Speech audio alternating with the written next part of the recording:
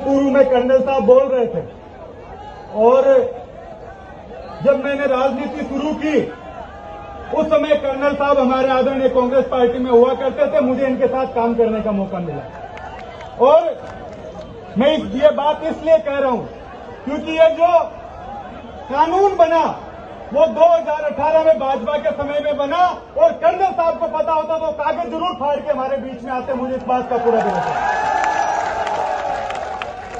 सत्ता पे टकराने का हुनर अगर इस राजस्थान के किसान में नहीं है तो मैं समझता हूं कहीं भी धरती पर किसी आदमी में नहीं है।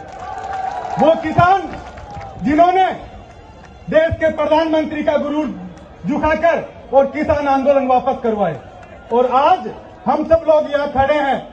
मुझे इस ओबीसी आरक्षण और ओबीसी विसंगतियों का इतनी डिटेल में नहीं पता था, लेकिन जब सबसे पहला आंदोलन बाड़मेर में हुआ और हरीश जी और कर्नल साहब एक मंच पर थे, हरीश जी और कर्नल साहब एक मंच पर थे, तो मुझे समझ आ गया मामला बड़ा है और हम सबको इनके साथ रहना चाहिए। आज इस मंच पर सभी पार्टियों के लोग यहां बैठे हैं।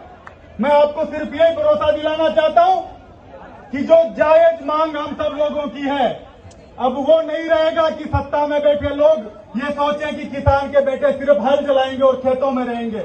आज हम लोगों को पढ़ लिख कर उन कुर्सियों पर बैठना है।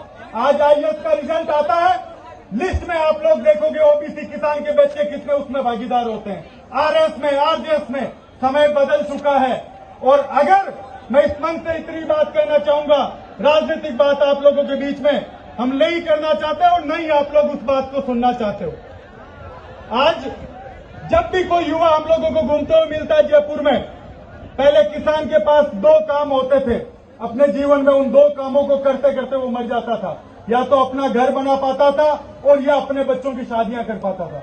लेकिन आज वो चाहे कर्जा लेना पड़े, चाहे जमीन गिरवी रखनी पड़े, अपने बच्चों को जयपुर भेजता है, दिल्ली भेजता है कि वहां जाकर ये बच्चा एक कमरे में रहेगा, कोचिंग की फीस भी भरेगा, और जब रिजल्ट आता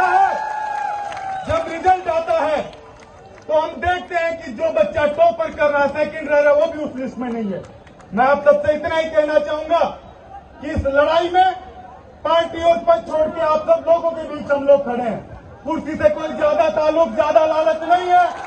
अगर सत्ता और कुर्सी छोड़कर आप लोगों के बीच सड़क पर आना पड़ा तो इस मन से भरोसा दिलाकर जाता हूं कि पहला मैं आदमी हूंगा जो आप लोगों के बीच में आऊंगा। मैं उन्हें राजा राम जी मील को, हरीश जी को, नरपत जी को, राजेंद्र जी को, कर्नल साहब को, दिव्या जी को, रामनिवास जी को, निर्मल जी को, बलजीत जी को और समस्त जो लोग इस मंच पर बैठे हैं उनको बहुत धन्यवाद देना चाहता हूं कि इन युवाओं की आवाज में आप लोगों के भागीदार बने। और आज इस मंच से भाषण देकर ये काम खत्म नहीं होगा।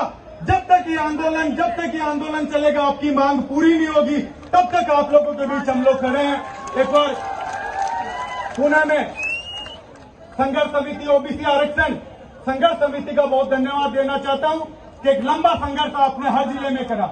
इससे पहले सरकार के सामने आप लोगों की मांग रखने का जहां भी वक्त आया हम लोग सब खड़े थे, लेकिन अब मांग छोड़कर संघर्ष में और आंदोलन में आप सब लोगों के बीच भागीदार बनेंगे। जय हिंद, जय भारत, जय किसान, जय जवान। धन्यवाद मुकेश जी।